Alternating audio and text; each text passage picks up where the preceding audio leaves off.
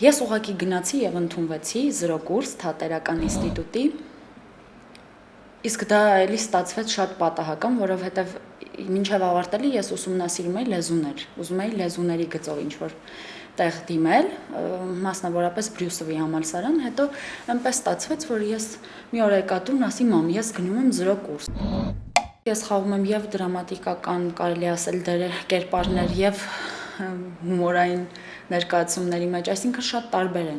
շատ տարբեր են եւ կարծում եմ, որ շատ քիչ դերասաններ կան, որոնց կարելի է ամպլուայի մեջ մտցնել եւ հենց մի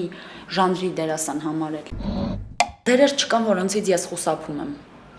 Չնայած ես որպես դերասանուհի շատ երգչոտ եմ, անկեղծ ասեմ, որովհետև ես երբ որ ստանում եմ նույնիսկ սերիալում ինչ-որ դեր ես շատ երկար դրա վրա մտածում եմ, վտանգ եմ զգում, կստացվի, արդյոք չի ստացվի։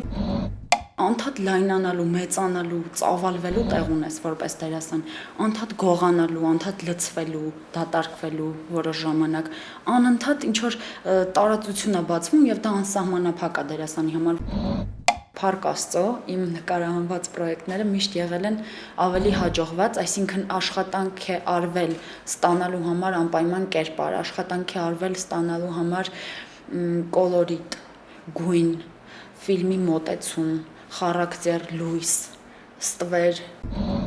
Կինոն ես այլ տեսակ եմ սիրում, թատրոնը այլ տեսակ, որովհետև աշխատանքն է նաև տարբեր դերասանի, այսինքն ֆիլմում դու այլ կերպ ես աշխատում որպես դերասան, թատրոնում դու 4-5 ամիս կարող ես